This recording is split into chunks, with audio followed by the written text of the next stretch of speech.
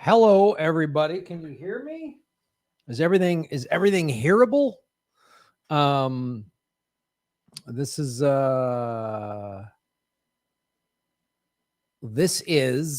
are we? This is government secrets, ladies and gentlemen. Please, we're streaming on the CIA Tube, Facebook, and even the thank you, Kate. Even the TikToks, even though 4 people watch on TikTok. So like, share, subscribe, hit this out on your social media. If you're watching it on TikTok, you might want to go over to youtube.com/Graham Elwood or rockfin.com/Graham Elwood to get the whole thing. We have an action-packed episode for you. Let me bring him in. The host of Redacted tonight and numerous other podcasts, Lee Camp. Hey, man. How's it going? It's good. And I just want to let people know I'm streaming on TikTok, which is it's a site for people who have a bit of a tick problem on their cocks. But, you know, it's being dealt with. I don't want to act like it's not being dealt with. Well, that's good you're not shaming TikTok people. We don't want to shame people who have a cock problem or tick problem with their cocks. No, you don't. Listen, if you happen to enjoy some frisky business in the woods, it's bound to happen. Frisky business in the woods? This is that sounds like an 80s like rom-com or something, like some kind of weird comedy that it would only do in the 80s. It was the plot to my unsold script screenplay, but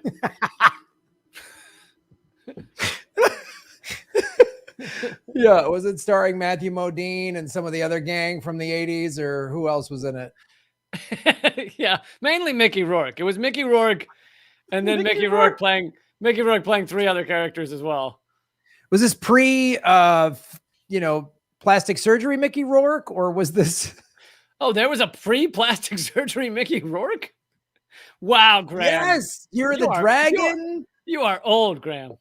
I am very old. I thought he was amazing in the 80s. Year of the Dragon, and what was that other movie with Robert De Niro? Anyway, there's an amazing, it went viral like 10 years ago or something. It's a photo of Mickey Rourke and Axl Rose sitting together at like a basketball game. And they're like, hey, but because of whatever weird plastic surgery shit has been done to both of them, they look fucking bizarre. And it says at the bottom, it's like Mickey Rourke and Axl Rose looking like a lesbian couple that owns a taxidermy shop in Maine or something. And it's truly amazing. You get a certain kind of plastic surgery and everybody ends up looking the same. Yeah, it's really, I mean, I've had a lot of work done. And so I can tell, mainly below the waist, but yes. I've had a lot of cock reduction surgery. I mean, at some point, it's just too heavy to carry around. You know, people like to criticize. Why would you ever have it reduced? And it's like, dude, you don't understand the experience. It was hurting my back. You know what I mean? To carry that kind of lumber around, it was hurting my back. And it helps my pants fit better. You know how many pants I was going through a year? You know what I mean? Like, so I needed to have it happen. It just it was too much. Yeah, it was too much. You're just ripping through pants on a daily basis. This is why you tuned into Government Secrets. I'm assuming everybody was to hear this plastic surgery dick jokes. This is absolutely why they tune in. I've seen a lot of comments where they're just like, why do they keep talking about government secrets when they know why we're here? They like, stop muddling up the show with actual government secrets. We just want to hear you guys riff about the dumbest crap ever that just makes you each laugh. But so we haven't done an episode in a couple weeks because of some schedule stuff and the holidays and traveling. Yeah, and I got family shit. So yeah, there's some stuff going on. But I confirm this is the actual episode 65. So we went episode 63, then we jumped to 65, then we came back to 64. So this is the actual episode 65. We like to give people like a time warp feeling. You know, it's not enough to just listen to a podcast. You want to feel like you've been there before, but you're also in the future somehow at the same time.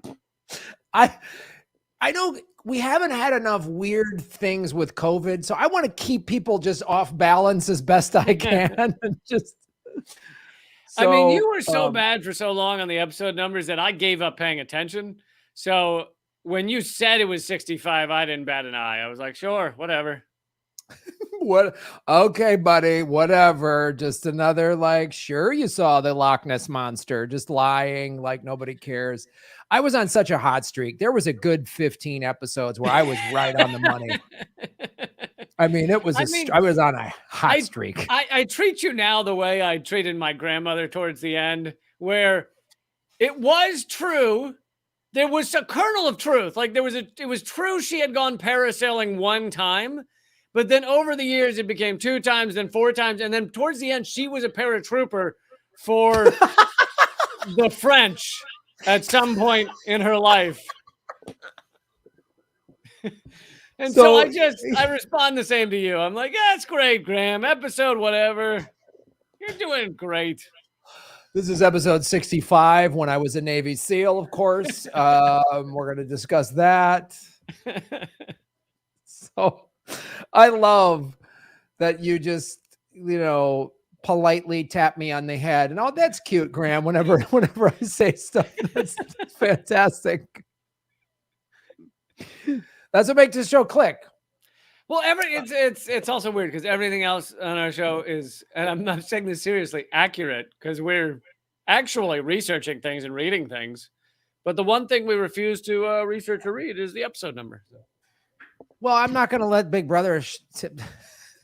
I can't get this fucking thing straight. I thought it was that you just wanted us to have a view up your nose. It's so stupid. I try the TikTok. God damn it. I had a couple videos go viral on TikTok. What's wrong? Maybe we can crowdsource the solution. No, forget it. There's 0 people watching. It doesn't matter. Thanks, everybody who's not on TikTok who doesn't give a shit. Hit the like button, ladies and gentlemen. All right, we do need to discuss, obviously, the Assange ruling, which is awful. I covered it on my show last week. I'm sure you talked about it. I did a video as well, but I figured in place of This Week in Secrets, we should probably mention this fucking egregious pile of shit. Fucking goddamn it. Pile of shit. It's too goddamn it pile of shits. And I was on Status Quo with Jordan Sheridan, and we were just like, the audacity of the American empire. On the day Julian Assange is this judge who's just a liar, just a puppet. America had the audacity to do this like democracy summit. Yeah. Where they talked about the importance of press freedom. And on this summit was the new leader of Venezuela, Juan Guaido. It was just like, this is just the new leader of Venezuela who's never had a single vote cast for him to be leader of Venezuela. Never. No one's ever voted for him. Most Venezuelans didn't even know who he was. He's a CIA puppet. And on the day Julian Assange is getting a bullshit ruling in a kangaroo court, America has the audacity. I mean, it's the arrogance of America is the hypocrisy and the arrogance knows no bounds with Americans. Yeah. It's the other thing, what else that day was when we got the ruling that the high court said Julian Assange should be extradited to be tortured in America. It was Human Rights Day. So, America standing up for human rights around the world.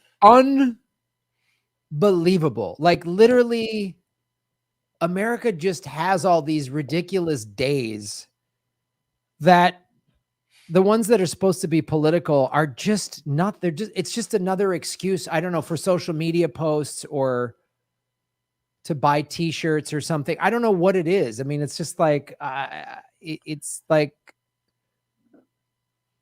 everybody cheats on their spouse on Valentine's Day or something. Like, I don't know. I don't know what, like what, of course, the reason this fits with a show on government secrets is no one has revealed more government secrets, crucial government secrets that the people of any country should know than Julian Assange and WikiLeaks. And it's just been fucking pathetic by our political elite, who are the ones actively persecuting him. And of course, under the Trump administration, had a plan to kill him. But then also our mainstream media. It's like the fucking lack of spine to have a moment where they stand up for a fellow journalist is like, as if they weren't shit stains before. It's just unbelievable. Yeah, no one in the media was screaming about this, and no one. And again, WikiLeaks has never had to retract anything. There's not one single media outlet in the history of the human race anywhere on this planet that can say that. Not one. Like, and not like our show is cool and everything, but ours is also kind of a historical show to give people sort of a historical context on how awful America is. WikiLeaks, and even we have had to retract the episode number many times.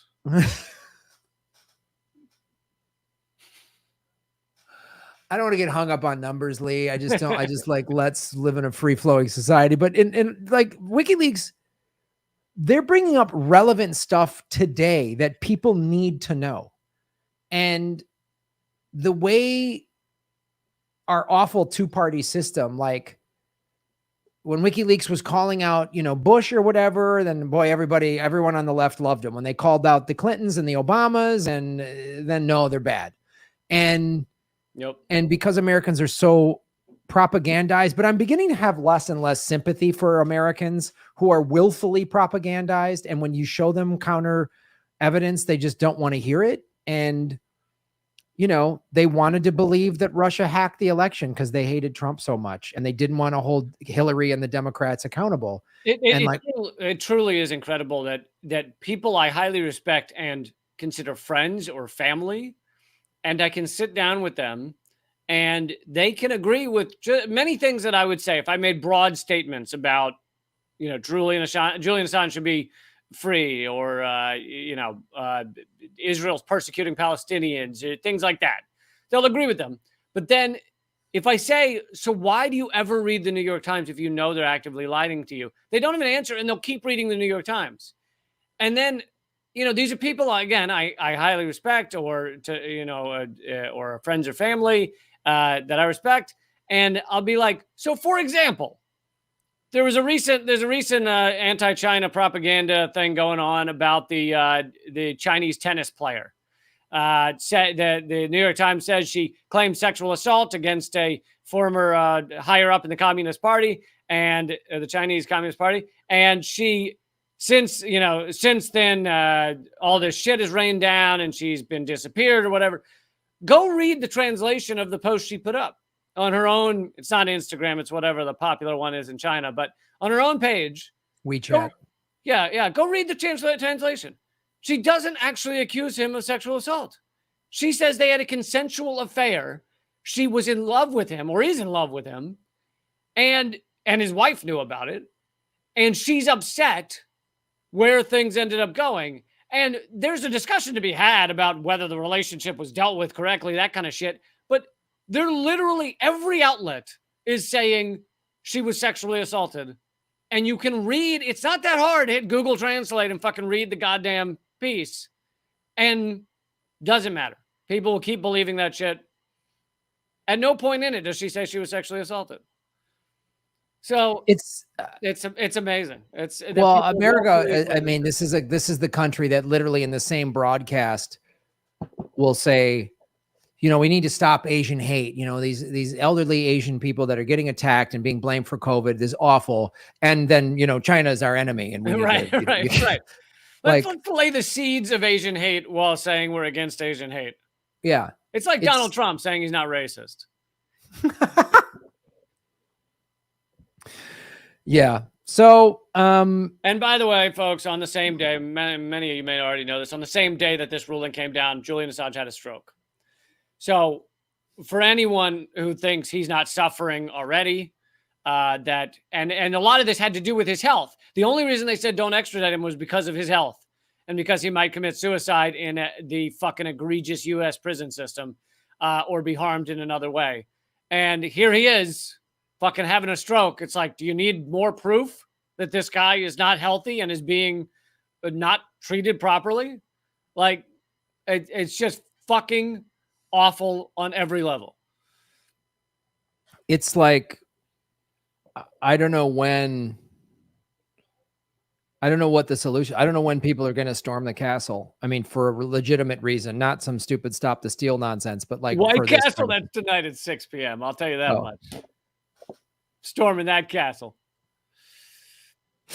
Yeah, it's, I don't know what, because the protests and the petitions and the calling elected officials, I mean, I don't know what it does.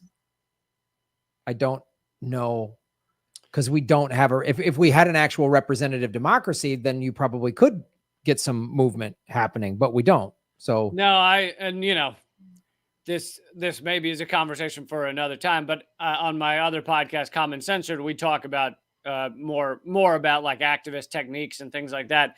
And in my opinion, and the opinion of many activists, the whole signing a petition means nothing. Emailing means nothing.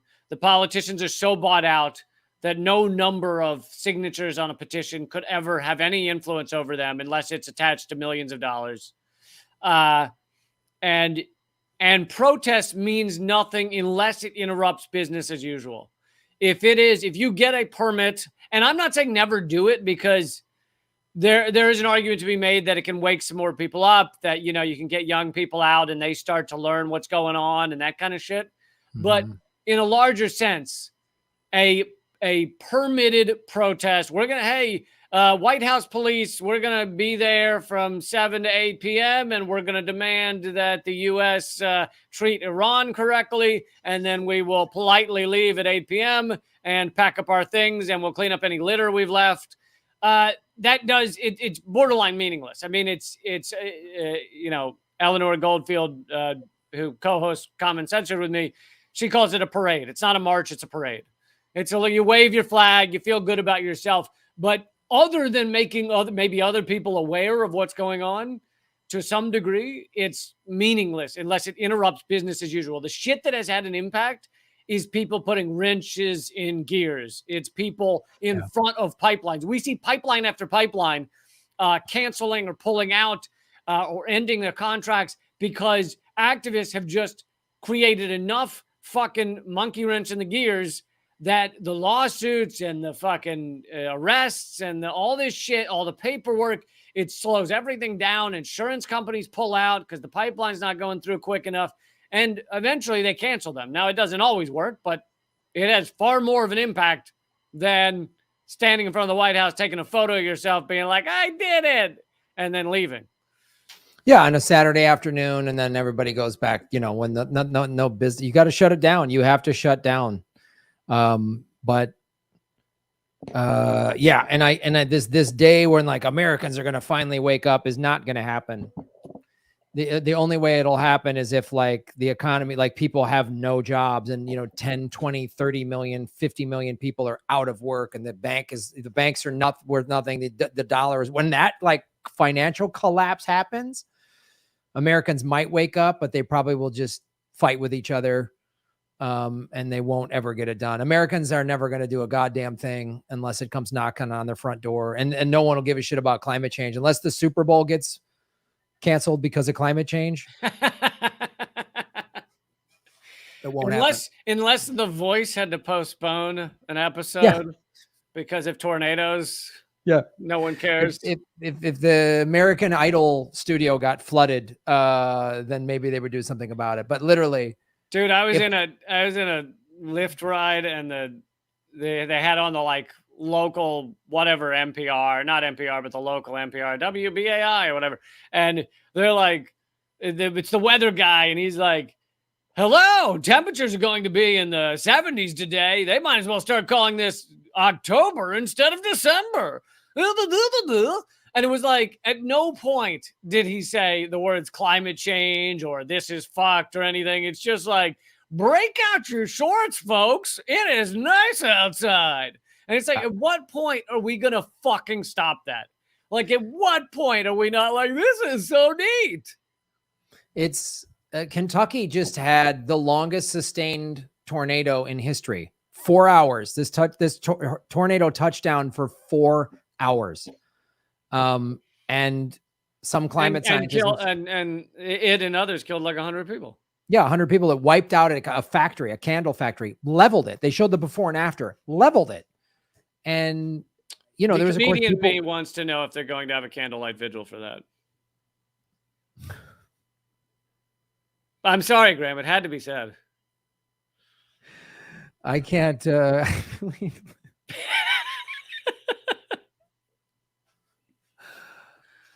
Yeah, let's hope that they do have a candlelight vigil for that. But yeah, it's anyway. Let's maybe move on to our first subject. No, I agree. It's fucking tragic, but it's amazing to hear these news reports act like this is all fine. Anyway, yeah, it's the and yeah, I mean, honestly, it's one of the reasons we do the show. We get the information out there, but then we have to joke about it because we don't know what else to do as comedians. I don't know what else to do. You know, when I first started doing this YouTube show, I was encouraged by Jimmy Dore to do it. I thought I was going to be a part of something. I wasn't naive to think my little YouTube show was going to change the world, but I thought I was a part of this whole movement. And I met people like you and Ron Placone and Abby Martin and other like activist journalists out there. And I thought, wow, there's a whole world out there and we're going to get stuff done. And nope, it's not happening. And now the left is just fighting with itself like a bunch of high school kids and everyone's got all these stupid opinions on dumb bullshit. And yeah, I mean, I'm pretty fucking cynical at this point, but I definitely, like, as I was going down this path, I saw the impact that people power was able to have in smaller instances, you know, saving a guy on death row or stopping one small pipeline or things like that. And it had a big impact on me in terms of like, oh, wow, like it doesn't take that many people to have a fucking impact. And it's true on a smaller scale. But in terms of like, are we going to change all of our systems to make this a sustainable planet? It's like, fucking show me where you see that in the cards. I know. I mean, I look for the little victories too. Like, oh, there's one Starbucks that just got unionized. That's awesome. You know, but Steven Donziger is back home on house arrest instead of in prison. That's good. That's good. But I don't know. I try to find the silver lining just so I don't go insane. But yeah, and unfortunately, the silver lining, I don't know if you know this, is made with mercury. And so you really shouldn't touch it or have it on any of your clothes because it'll cause severe mental difficulties. Even the silver lining is toxic. Like even just like rainbows murder. Like just everything has a dark side. Oh, don't get me started on what's in the rainbows. Oh God. Oh shit. You ever snuff that stuff? You're in trouble. You step inside of a rainbow, you're basically giving yourself cancer. Balls fall off immediately. Well, let's get into government secrets, segment number 1 from episode 65, part 2. I don't know what's a part of what, but anyway. Beep, beep. If I say it in this voice, it must be right. So this is from, I feel like, I don't know if we have slides for this, but I feel like I do need to screen share this article. This is again from WikiLeaks. So it stands to reason we should do a WikiLeaks story, but it's now been put on BuzzFeed. So secret CIA files say staffers committed sex crimes involving children. Declassified CIA Inspector General reports show a pattern of abuse and a repeated decision by federal prosecutors not to hold the agency personnel accountable. The CIA is a rogue agency. It doesn't have to answer for its budget or its actions to anybody, not to Congress, not to the American voters. It has to answer to no one.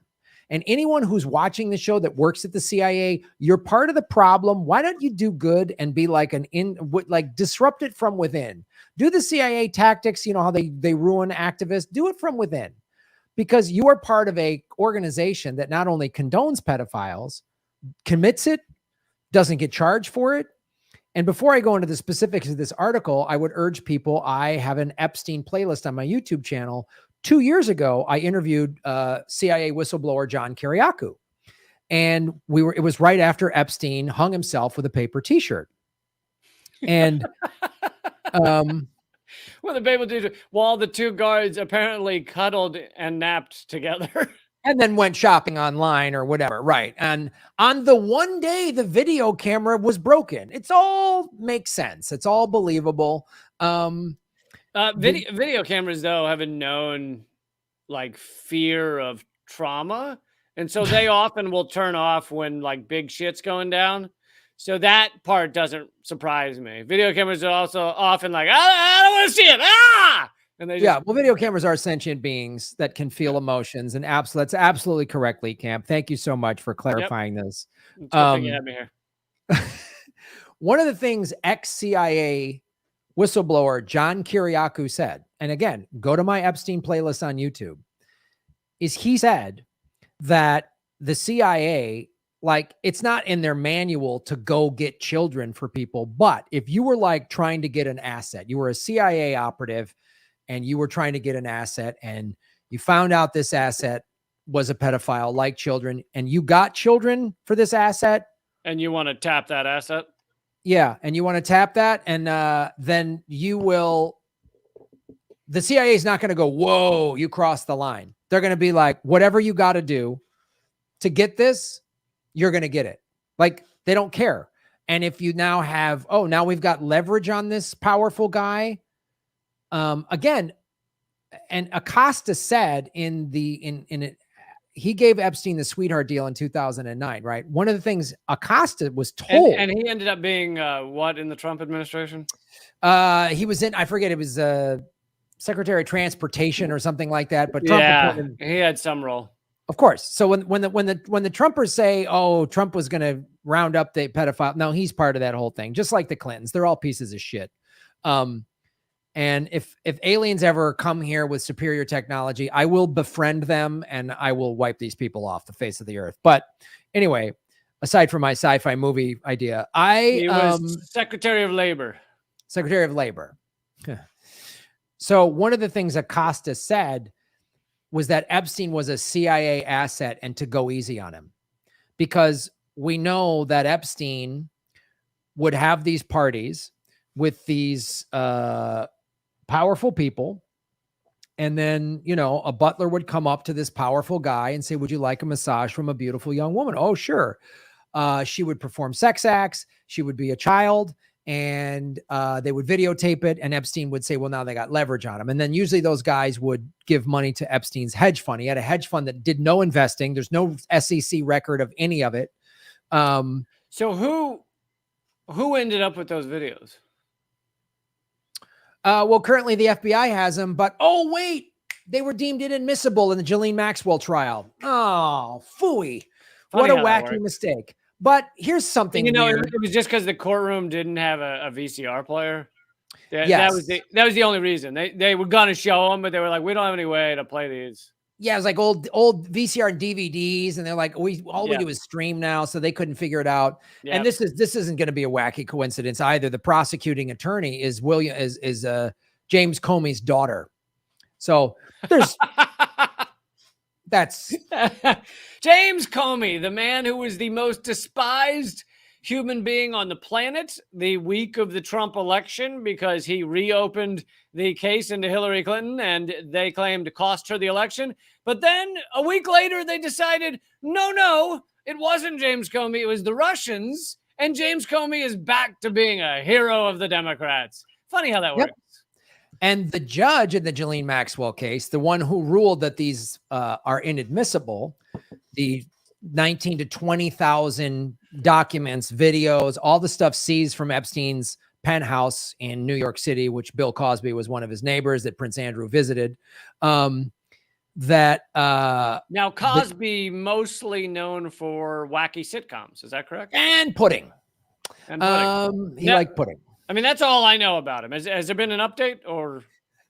Nah, I think that's pretty much it. You know, he wrote Fat Albert, did all the voices. So I think that's it. All right. All right. The judge in that is also on record to have said that Alan Dershowitz is like, I forget the exact words, but she's like, Alan Dershowitz is an amazing lawyer and thinks Alan Dershowitz is great, which is another guy that's been named numerous times in Epstein. So there's no conspiracy here at all. And Dershowitz has like done many TV interviews, like defending like Epstein. Yes. And saying all the accusations by numerous Epstein victims that he participated, as did Ghislaine Maxwell. So that's the other thing. The corporate media refuses to call her a rapist or a pedophile, even though she participated. And not only refuse to call her a rapist, but there's been many articles saying like, is she the victim? Question mark. Oh, and you can thank pieces of shit like Vicky Ward, who Maria Farmer, one of Epstein's victims, thought, you know, Vicky Ward came to her and said, we're going to uncover Epstein. And then clearly Vicky Ward is like secretly friends with Ghislaine Maxwell, and then, you know, has sold out several Epstein victims and does these like, I don't know, like she just gave an interview last week or so that was like, it's hard to say. Was Ghislaine manipulated by Epstein? Boy, we don't know. Like, oh Christ. It's just like, oh, Graham, look, I cannot tell you the number of parties I've been at where it's like, a friend of mine he's got some smooth talk. Before I know it, I'm giving a naked massage to a 13-year-old boy. And I'm like, what happened? Right. It's all the time. All the time. I'm just doing business with my buddy. And then he says, go out and traffic young girls. And I'm like, how did this happen? And I do it for 15 years. And I'm just shit, like, it's been 15 years of this. Oh dear. Whoops. Like, I mean, that was what happened to Himmler and Goebbels. Were like, we just wanted to get Germany out of the Depression. And then Adolf made all this crazy business and we didn't know what to do. Like, it's just getting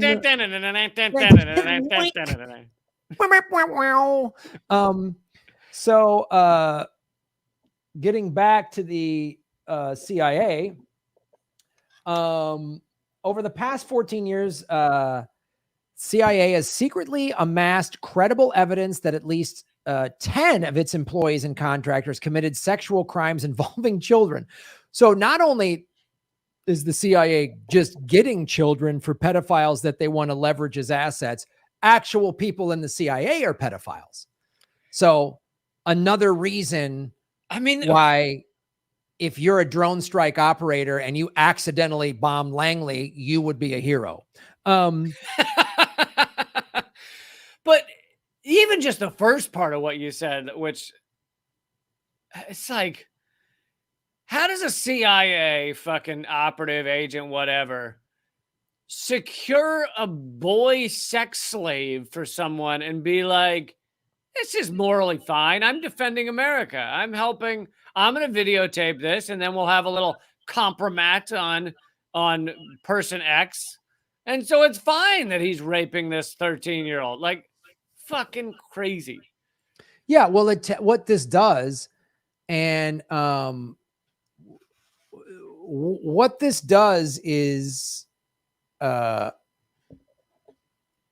it shows you several things. That question, how are they able to do this, right? Which is a very valid question to ask. Well, they're able to do it because they're the CIA, so they have access so sex trafficking is a multi-billion-dollar global industry.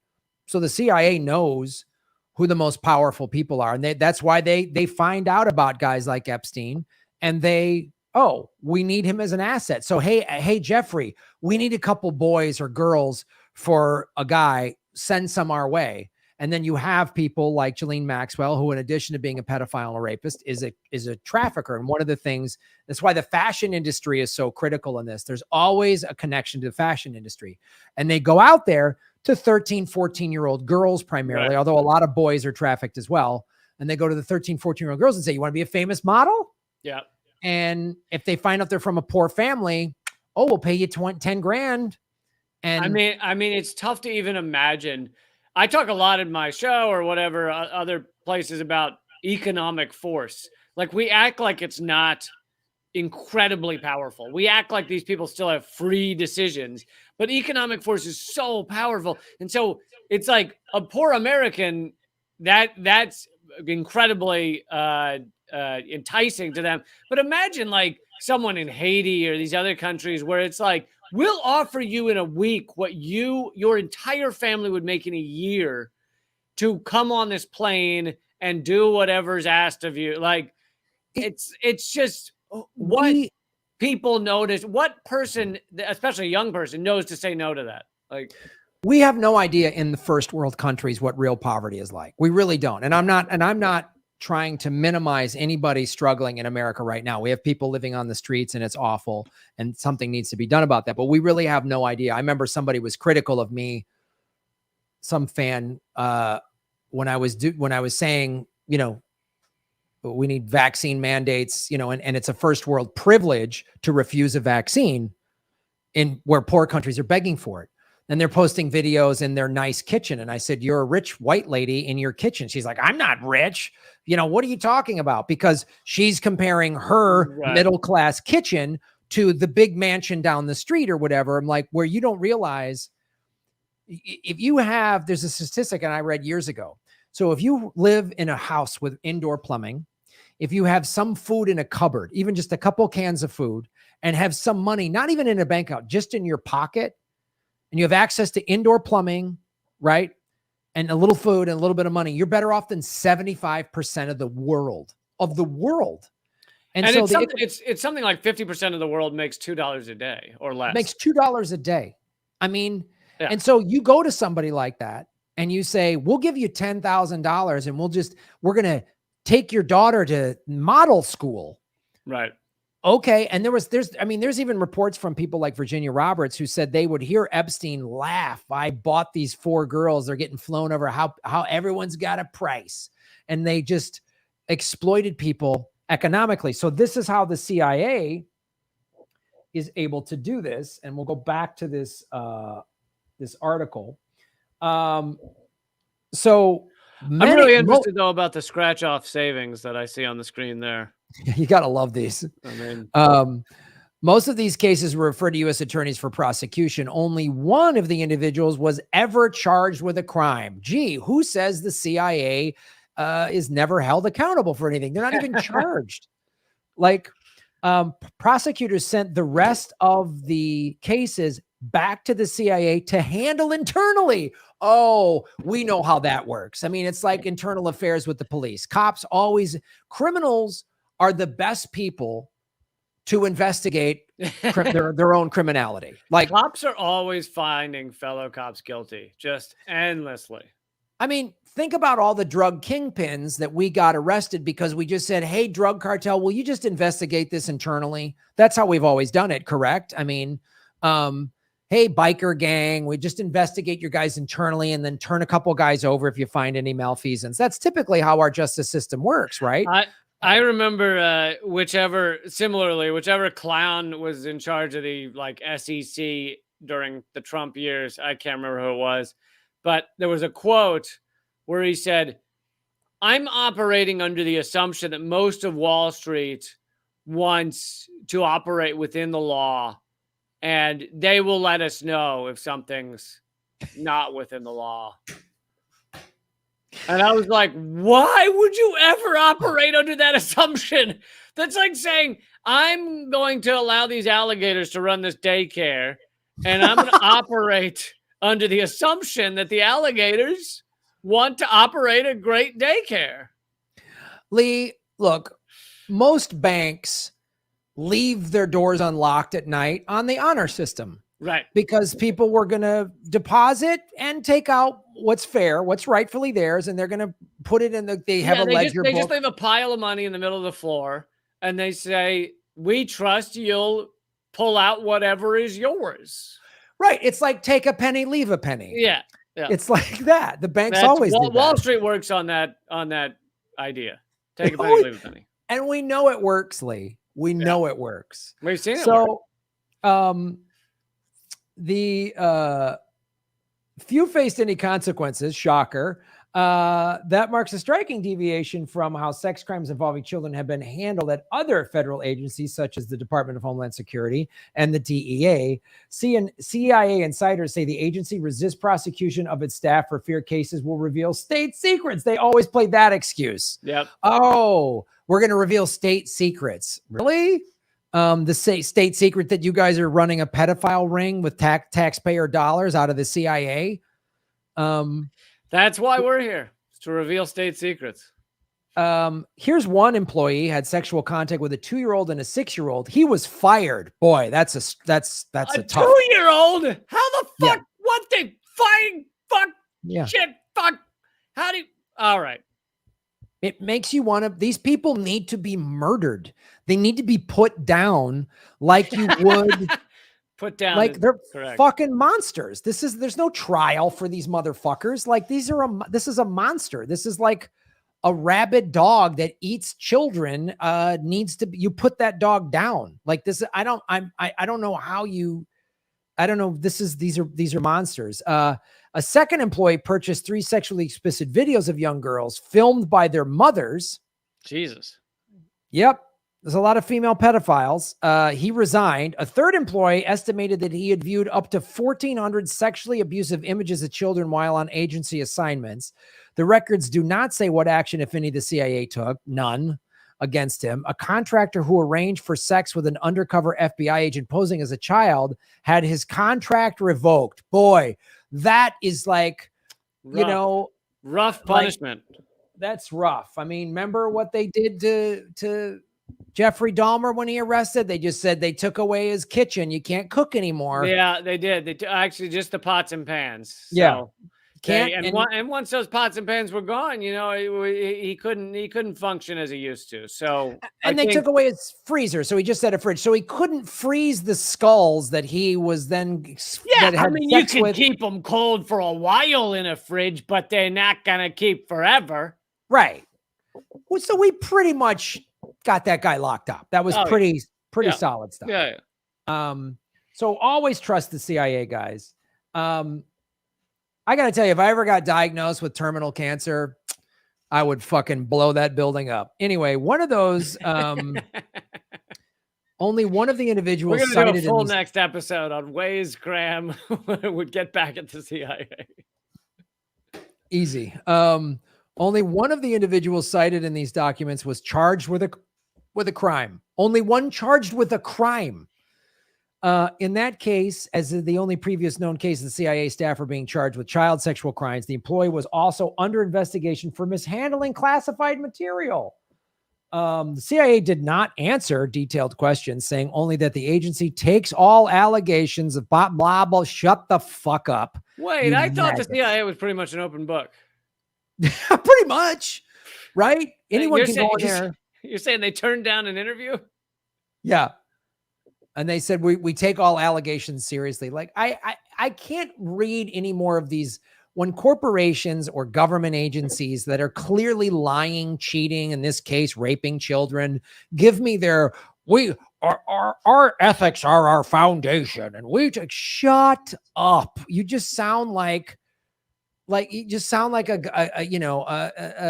alderman caught in a strip club. Like I would never. Like, you just be quiet. But I gotta ask you. So, whenever you're talking about like innocent civilians killed by our bombing, a true one of these true American patriots will go, "Well, I don't like that happened, but it was done to keep America safe."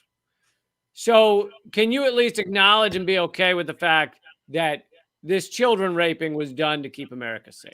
Yeah, it was done to keep America safe. Like, hey, you got to break a few eggs to make an omelet. It's just like, no, the CIA is the problem.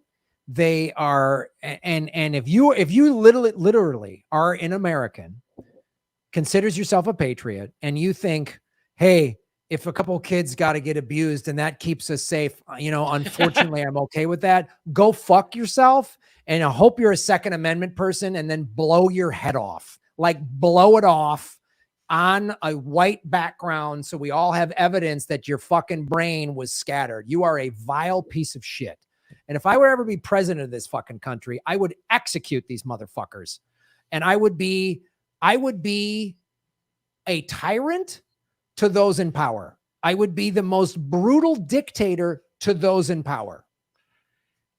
I think Graham Elwood, 2024. I think you're going harsh on the rapist, Graham. Yeah, I am too hard. It's weird. I need to back off. I'm too mean on them. No, you're absolutely right. Although I recommended this topic for you, I'm now thinking it might have been I should have given a trigger warning, perhaps. No, it's all right. I saw it. I knew what was happening, but I just knew that, like, you should have known. You should have known better than to get me. Like, that's all. I know. I'm all right with it. You should have known. Like, we're going to talk about this. There's not a lot of jokes happening. It's just going to be Graham's rage. But listen, as long as if anyone's watched my show, as long as the rage is directed in the right direction, then I'm fine. Doesn't matter. Yeah. I have a focused rage about those in power, and those in power that abuse children need to be taken out. Like, seriously. So anyone out there who's like, every time there's some mass shooting, I'm like, why can't one of these mass shooters go to a fucking CIA or FBI headquarters? Why can't they do that? Like, why can't they? They really pick poor targets. Why can't they go? Why is there always a school? What did these school kids do? Like, go to those in power. It's like the Bilderberg group is meeting somewhere. They're meeting somewhere. Find out. You know what I mean? These people have weddings, and these billionaires have weddings and shit. Like, there's a great photo of the Clintons' wedding with Julian Maxwell there. Yes.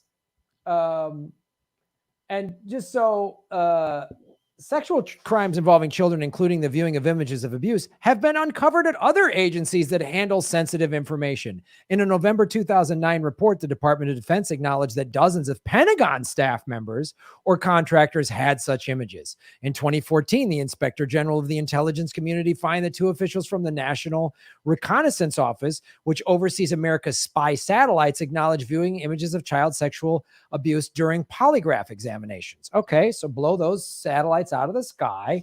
At a symposium in 2016, Daniel Payne, a top Pentagon security official, said that when workers' computers were examined, the amount of child porn I see is just unbelievable. Jesus. Yeah, it's and among more than 3,000 pages covering the years 2004 to 2019, are investigations, big and small, involving billing irregularities by contractors, a spy who expensed a visit to an overseas gentleman's club, an employee who used government computer systems to resell more than 700 items purchased at yard sales. Like, it's just and the CIA, of course, at first wouldn't respond to requests for for files and stuff like that to provide documents, even though they're legally supposed to under the Freedom of Information Act. And there's lawsuits. I mean, like, this article just goes on and on about all the awful shit that was done here. Here's let me put this one up there. So what you're looking at is a heavily redacted report from the CIA Inspector General. Inappropriate sexual activity with an unidentified 2-year-old girl. Jesus Christ. Yeah. And then this is being done by an informant or done by the CIA? Done by the CIA. Jesus. And these are done under its operations. So they put this in reports, but then they redact the shit out of it and then release it. So this is another one. Blank admitted to having inappropriate sexual contact with a then 6-year-old girl. So this is their own documents say this. This is the CIA's own documents say this. Like, and this article goes on and on. They unredacted that part because they were like, well, that's not bad.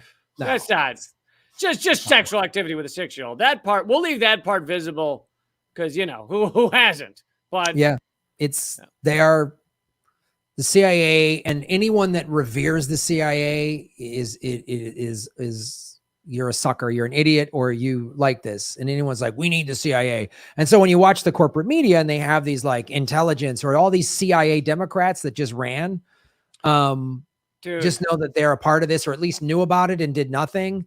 Or even if they worked at this agency and did the right thing, and if this information comes forward and then they don't do anything about it, it's the same the thing we have with the systemic racism in domestic police departments. If there's a few bad apples. Well, if a so-called good cop is watching a bad cop shoot an unarmed person in the back or beat the shit out of a protester and does nothing, then that good cop is not a good cop. So you're not a good CIA agent if you know this is happening and you continue to work there. Right. So how's the expression called? What do you call a guy sitting with 7 Klan members? Right. 7 Klan members. Yeah. And it's like, every white person isn't in the Klan, but every Klan member is a white person. So, let's just, if you work for the CIA, I just inherently think you're a bad person and you're guilty. Yeah, and you largely are, because it's even for the tiny select, let's say, let's make up a random number, 20% that are good people who've just been indoctrinated and think they're doing good, but then slowly realize what the CIA is. You make a choice every day to be there. So it's like, once you realize what the fuck that system's about, you're still there, then you are it. Yeah, unless you do what John Kiriakou did, you're not a good person then. And Ray McGovern. Yeah, or Ray McGovern. Unless you're one of those guys who went, oh my God, this is awful. You're part of the problem. I'm sorry. There's nothing. I have no sympathy for you. I have nothing for you. And I don't care how many cases you prevented this crime or that crime, but you're letting this kind of shit happen. This America is a reckless, out of control, evil monster. So enjoy the Christmas season, guys, or whatever you celebrate. We have plenty of Christmas merch online if you want to check that out. Yeah, we've got pew pew with just a wreath on it. Like the oval part of the P and the pew is a wreath. Yeah, it just says 'tis the season to be jolly, and then there's a little government secrets logo. That's the whole thing. Yeah. Our t-shirt actually just say Santa Claus is a CIA op, and that's our I actually did. I should send it to you. I actually did a segment on how fucked up Santa Claus is. Yeah, I did a segment. It basically indoctrinates kids in the early years to believe in like bullshit propaganda. But anyway, we won't get into that now. So, all right. So let's move on to government secrets. Segment number 2, post-Graham's tirade. Let's see if we can reset after Graham lost his cool. No, this is not me losing my cool. Oh, okay. Losing my cool would be a very loud, scary, horrifying thing. That me losing. This is me just being focused and angry. My losing my cool is an insane, violent hellfire, which I'm going to reserve for those who truly deserve it. Well, I like whatever this was. Do you have a smoothie? Do you have a calm smoothie near you, or? I already had a smoothie before the show. I just came from hot yoga, but this subject will do this to me. If I'm on a beach and I'm like in the middle of surfing the most amazing wave, and we started talking about this, I would be on my surfboard furious. And interrupting your meditation class.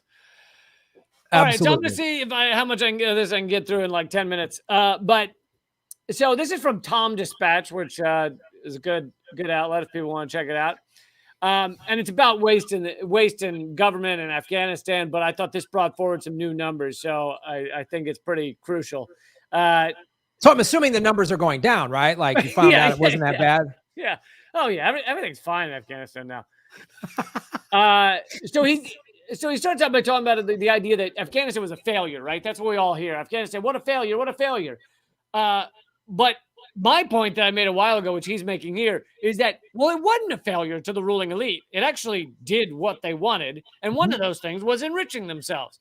So he says, but the generals who oversaw America's disastrous 20 years of war in Afghanistan and regularly lied about how it was going, that's a different story. It was no failure. As Isaac Stanley Becker of the Washington Post reported recently, the 8 generals who commanded American forces in Afghanistan between 2008 and 2018 have gone on to serve on more than 20 corporate boards, making God knows how much money for having been a general in Afghanistan. And this is this revolving door that we haven't talked all that much about.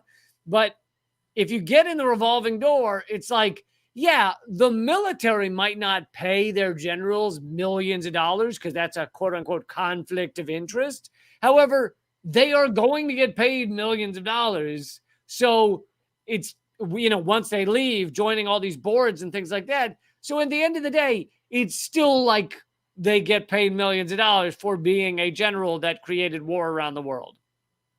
And he gives some examples. Since retiring, General Stanley McChrystal, who oversaw the Obama-era troop surge in Afghanistan, has served as a board member or advisor for at least 10 companies, making millions of dollars.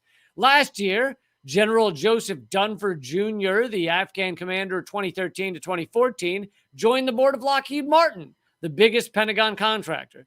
Secretary of Defense Lloyd Austin, who at one point in his military career was the head of U.S. Central Command, which oversaw both the Afghan and Iraq wars, later joined the board of weapons giant Raytheon, making $1.7 million in the process.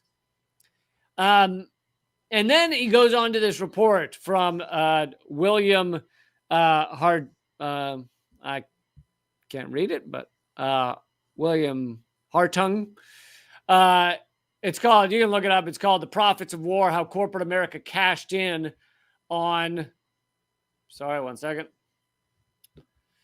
How corporate America cashed in on the post 9/11 Pentagon spending surge. More than 1/3 of all contracts now go to just 5 major weapons companies: Lockheed Martin, Boeing, General Dynamics, Raytheon, and Northrop Grumman. Those 5 received more than $166 billion in contracts in the fiscal year 2020 alone. To put such a figure in perspective, the $75 billion in Pentagon contracts awarded to Lockheed Martin that year was significantly more than 1.5 times the entire 2020 budget for the State Department and the Agency for International Development, which together totaled $44 billion. So Lockheed Martin is making more than the State Department, or is allotted more than the State Department. It's like these guys have cashed out so much. They've made so much money. It's like the 2 winners of the 20-year war in Afghanistan are the Taliban, who now have $83 billion worth of American weaponry, and defense contractors, and these generals who then, when they retire, they've got big 7, 6, 7, 8-figure incomes. And if you're lucky enough, you get to be Secretary of Defense. Yeah. Because I think this is most shocking if you realize the idea that in the, and the founding fathers are atrocious in many ways, but they did have the idea that there should be no standing army, and the military and the state, or the military should be accountable to the civilians, the people. But obviously, if you have these, and that's why the military doesn't pay 6, 7-figure incomes, I guess 7-figure incomes to generals and shit. But if you have these generals that know that the moment they leave, they're going to join these boards of these weapons contractors, then basically that argument is moot. Like it's defeating the idea that these people are somehow accountable to the people. No, they're accountable to the weapons contractors that are going to pay them, and they know that when they leave. Yeah, they know that. They're just like, you got a big payday waiting for you. The minute it's like working in the White House for any president. You got a huge payday waiting for you when you get out in the private sector. As long as you don't ruffle any feathers or go against what is the normal American empire. Right. As long as you play ball. Yeah. And you can be critical of the other party in this ridiculous puppet show, but you can't be critical of the ruling elites as long as you play ball, and then you got a job for life. Companies benefiting from the buildup of the past 20 years also included logistics and construction firms like Kellogg, Brown and Root, KBR, and Bechtel, as well as armed private security contractors like Blackwater and DynCorp. We did an episode on DynCorp a few episodes ago. The Congressional Research Service estimates that in fiscal year 2020, the spending for contractors of all kinds had grown to $420 billion, or well over half of the total Pentagon budget. And something I'm doing on an upcoming Redacted in the new year, Redacted tonight, is more discussion of the fact that the Pentagon's never been audited. And they are audited the past 4 years for the first time. And every time they just say, we failed our audit. So there's no accountability for where this money's going, even though we know some of these numbers. The best known reconstruction and logistics contractor in Iraq and Afghanistan was Halliburton, through its KBR subsidiary. At the start of both wars in Afghanistan and Iraq, Halliburton was the recipient of the Pentagon's Logistics Civil Augmentation Program contracts. Those open-ended arrangements involved coordinating support functions for troops in the field, including setting up military bases, maintaining equipment, and providing food and laundry services. By 2008, the company had received more than $30 billion for such work. I remember being in Afghanistan. I was going to say, you've actually had meals that were prepared by these people. I've seen it. I saw it. I saw it in real time. I saw it up close and personal. And I saw, I remember one of the soldiers called KBR, Keep Bush Rich. And I saw the resentment towards some of these contractors because they were all like, these were jobs that the military used to do. The military used to cook its own food. And they're like, and now, and even one of these, and there wasn't a profit when they were doing it that way. There wasn't a profit motive. No, there wasn't a profit motive. So it was like, and some of these soldiers were like, some who'd been in like 10, 15 years, and were getting deployed to Afghanistan, and they'd been in a long time. I remember one woman, I said, and this interview is actually in my documentary, Afghanistan, which you can watch on Rockfin. She said, they're doing the same jobs we're doing, only they're getting paid a hell of a lot more. Yeah. I remember even a friend of mine that I played lacrosse with in college, and he was from New York, and he lost 3 friends on 9/11, and he joined the Army at age 35. And he went in, and he went to Ranger school, and he was like, he went all in. And I remember he said to me, he goes, Graham, if I would have died wearing I asked him one time, I said, when you got out, how come you didn't go back and make all this money? And he goes, I'll just be honest with you, Graham. These guys that want to go over there, the ex-soldiers, and make money, fine. He goes, but if I would have died wearing an American uniform, that's fine. I signed up for it. I was here to serve my country. I lost 3 friends in 9/11. He goes, if I would have died wearing a Blackwater or triple canopy or one of those uniforms, he goes, I would have been pissed. He goes, I would have been pissed. And so I just heard, and I got to see how much money was being spent and wasted. I mean, just like the same job that some soldier was, who's making 35 grand a year, they'd now pay somebody 80 or 100 or 120 grand a year. I actually have more on that. While an armed contractor who had served in the Marines could earn as much as $200,000 annually in Iraq, that was rare, but it could happen. About 3/4 of the contractor workforce there was made up of, and then of course there's the Blackwater people you're talking about that make well more than that. They could be making $1 million, but about 3/4 of the contractor workforce there was made up of people from countries like Nepal or Philippines or Iraqi citizens. So you kind of have these like tiers. You have the Blackwater people and other organizations that are these mercenaries being paid crazy amounts of money. Then you have the U.S. soldiers being paid little, but something. Some of them are getting college for free, those type of things. And then below that, you have these contractors, which are often making like pennies. So these contractors from countries like Nepal, Philippines, or Iraqi citizens, They were poorly paid, and at times they received as little as $3,000 per year. A 2017 analysis by Cost of War Project documented abysmal labor conditions and major human rights abuses inflicted on foreign nationals working on U.S.-funded projects in Afghanistan, including false imprisonment, theft of wages, and deaths and injuries in areas of conflict. So it's like a tiered class system of soldiers.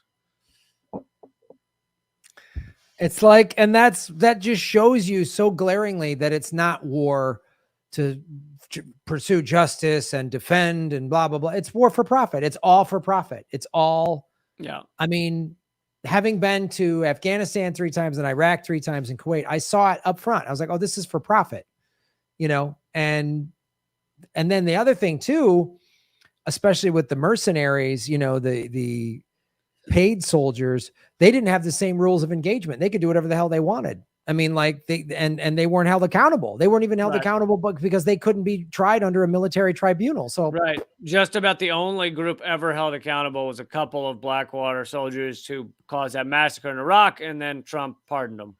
Yes. No. Yeah. Just have a bit more here. Starting in 2004, a year into the Iraq War, the Special Inspector General for Iraq Reconstruction, a congressionally mandated body designed to root out waste, fraud, and abuse. That's what you're talking about, where they're like, we will watch ourselves and we will discover what's wrong. Let's see. Along with congressional watchdogs like Representative Henry Waxman, exposed scores of examples of overcharging, faulty construction, and outright theft by contractors engaged in the quote-unquote rebuilding of that country.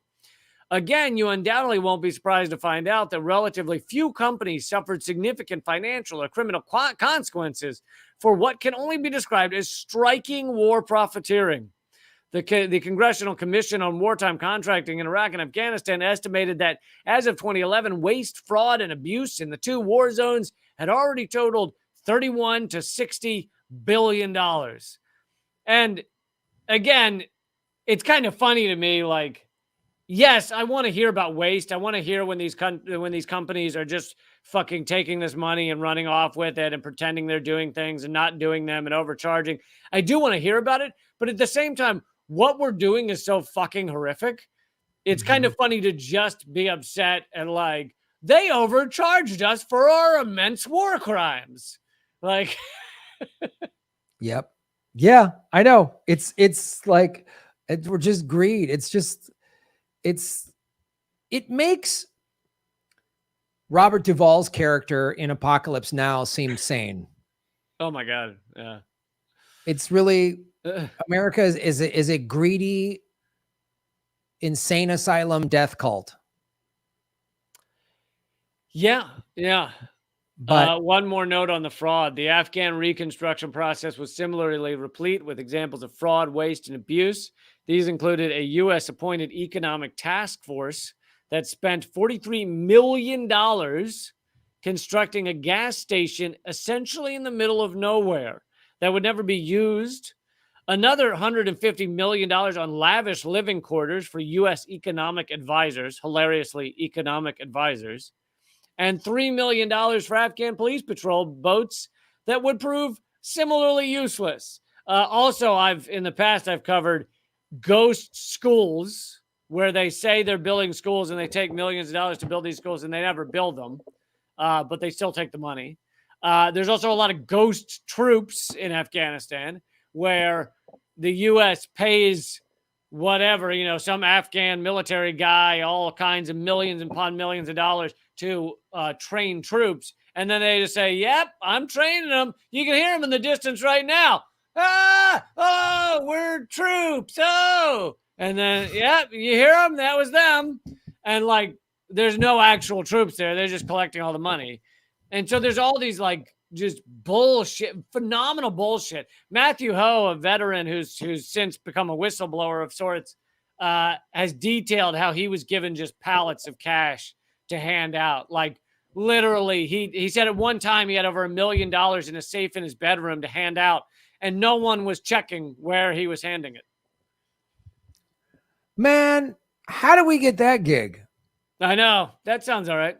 You know, can I just be in charge of like a pallet full of a couple $100 million? Like, I'll take care of it. I'll be solid with you guys. Trust me. I'll be all good. Don't worry about it. Your school building skills are impressive. I've known you as an excellent school builder. It's going to be great. I mean, no one who's going to know. It's going to be fantastic.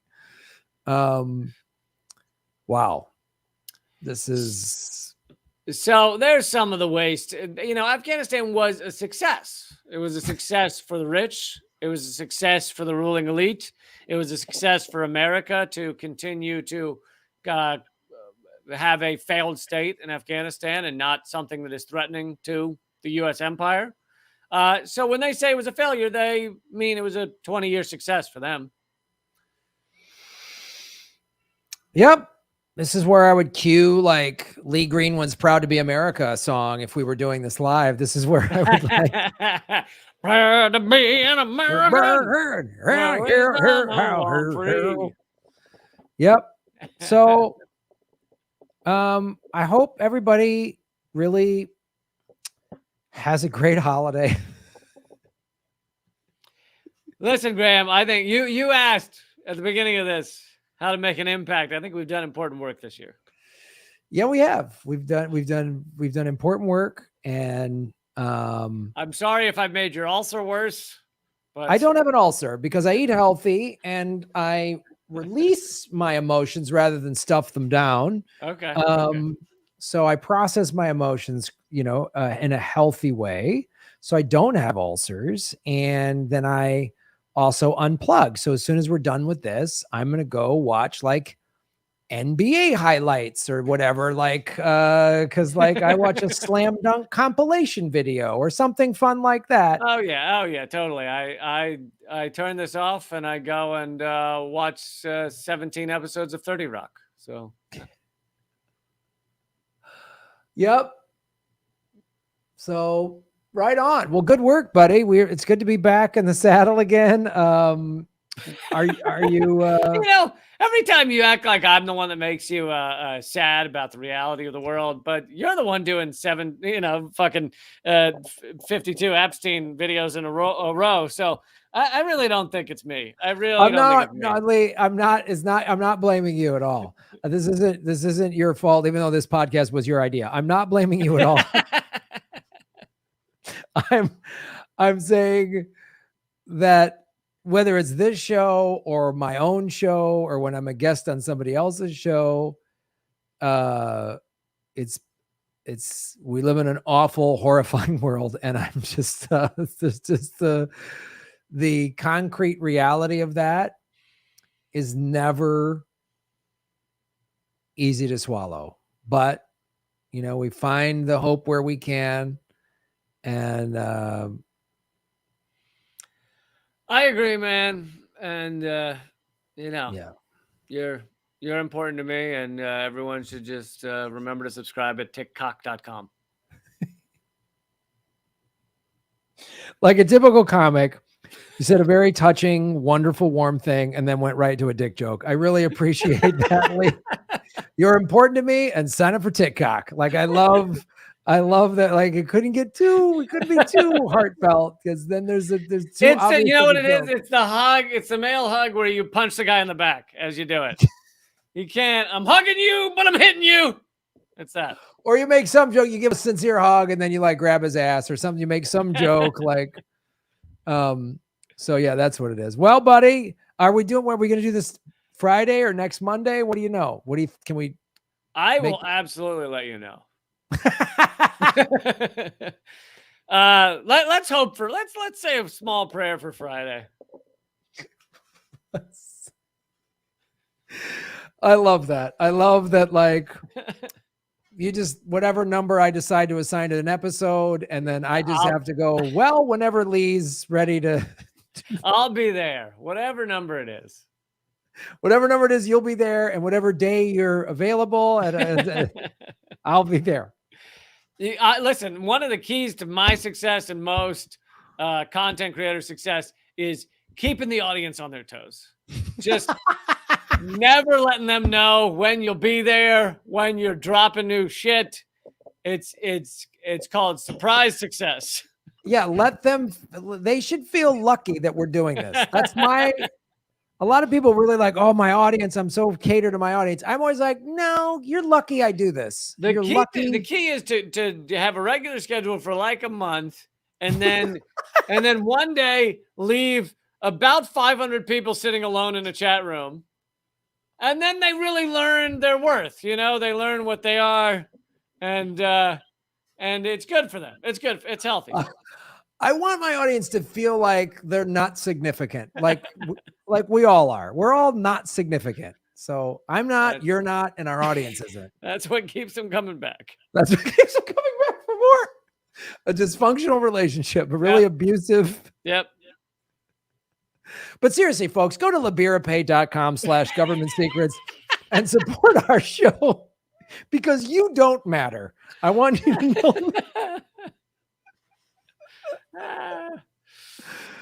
All right. I think we're done, right? That's the end of Government Secrets, episode 65. I think we're done, man. Have a great week, and I will see you soon. You got it, buddy. Take care. Later. Lee Camp, everybody. There's this thing we're going to put up there. I'm going to go read some. Going over to Rockfin. If you want to support the show, go to rockfin.com/Graham Elwood, and I will read your tips. Shave Your Knuckles for Justice. Thank you for supporting us at rockfin.com/Graham Elwood. Hi, Graham and Lee. Thanks, guys. You put yourselves through hell to tell the truth. Appreciate all the help. It helps me mentally. Thank you. I'm glad, because it's hard for me mentally to talk about that CIA child shit. I cannot. It's hard for me to talk about it, and I don't like talking about it, but I know it's important. Melissa H. New DiCaprio Netflix film about two scientists who discover an asteroid is going to destroy the Earth, and they are by turn ignored, vilified, and attacked. Done as a metaphor for climate change killing us and no one paying attention. Written before the pandemic, and they had to rewrite it because the reaction to it and downplaying of science in the script wasn't insane enough compared to reality. Right on. Yeah, Leonardo DiCaprio has been part of climate for a long time. Tony DeMeo, Shave Your Knuckles for Justice. What a great surprise to watch you two live today. We both know Hollywood wouldn't make a movie about the CIA sex crimes because the CIA controls them. By the way, I love Lee Camp's dick jokes. Lee Camp's dick jokes are fantastic. They keep me sane. Venetia David, Shave Your Knuckles for Justice. I appreciate you both so much. And I appreciate you, Venetia. Looks like you got a new picture. Nice.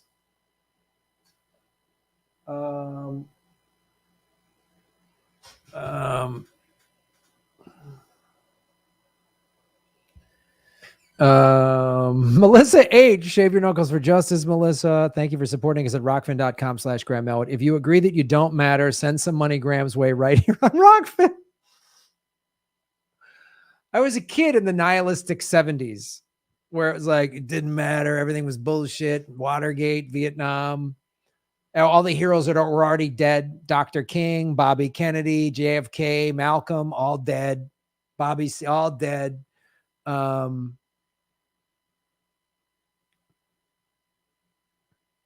So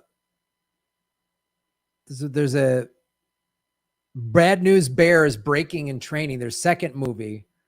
The whole audience starts chanting, it just doesn't matter. It just doesn't matter. I work hard. I really try to accomplish things. And then you just feel like sometimes it doesn't matter. But we have 153 likes. Thank you for watching. Of course, we're throttled by YouTube. Isn't that great? Always throttled by YouTube. Don't forget, if you're a Rockfin premium subscriber, go to rockfin.com/Graham Elwood. It's only $10 a month. You get access to everybody's premium content, including Lee Camps. So tonight I will do my late night crypto lounge at 8 o'clock Pacific time. So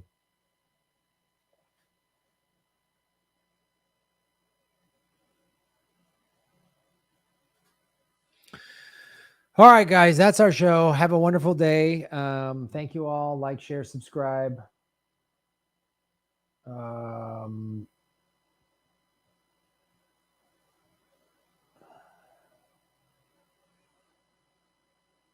Meatballs. Oh, that's right. It was meatballs. It just doesn't matter. Not Bad News Bears. It was meatballs. It just doesn't matter. It just doesn't matter. And don't forget the 1976 network. I'm mad as hell and I'm not going to take it anymore. Yeah, free Assange.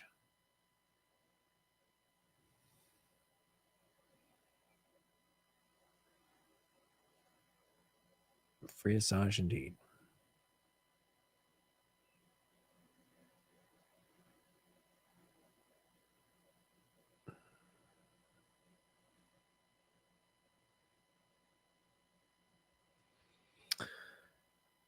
Yeah. But at least I live alone and not dating, nobody special in my life, so there's no comfort to be had. That's great. It's good stuff. Also, I want to say this too. I've found out on Venmo, there's a fake Graham Elwood Venmo account. My account is Graham-Elwood. There's an @Graham Elwood, and this motherfucker, and I'm going to report him to Venmo, is taking money by innocent people. You guys just search Graham Elwood and you see that, and he's got a picture of me. I'm assuming it's a guy. Could be an awful woman too. Everyone's awful. So there's somebody taking my money. So if you've paid Graham Elwood and it's @Graham Elwood, that's wrong. On Venmo, it is Graham-Elwood. And I'm in like a black samurai outfit. So some guy's making money off of my name, some parasite piece of shit. So do not give to that.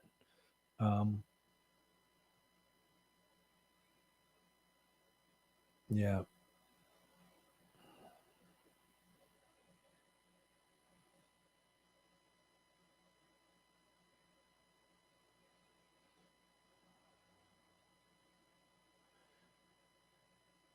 Yes, the dash @Graham-Elwood. Here it is. Kate has put in how to contact Congress to drop Assange charges. Do that.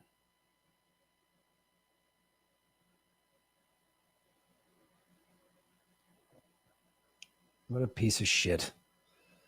Like, build your own thing, you fucking weasel. What a fucking weasel. Just capitalize off of somebody else's work. What a piece of shit. Couldn't make anything yourself. Don't have the creativity to make something yourself. You just got to capitalize off of somebody else and scam people's hard-earned money. People's taking their hard-earned money and they want to support me in this show and you're stealing it. You're a piece of shit. You're a fucking piece of shit.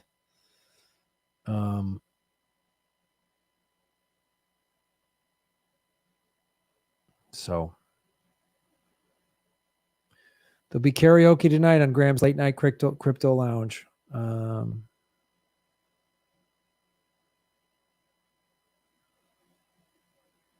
So that'll be tomorrow. If I'm going live tomorrow, I might be. I'm trying to line up an interview with Maria Farmer, but she's pretty busy. So we'll see what we can get going on. So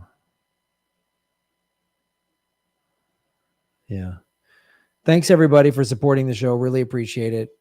Go to liberapay.com/Graham Elwood or liberapay.com/government secrets. And of course we have patreon.com/Graham Elwood and rockfin.com/Graham Elwood. And if you go to grahamelwood.com, you can sign up for the newsletter.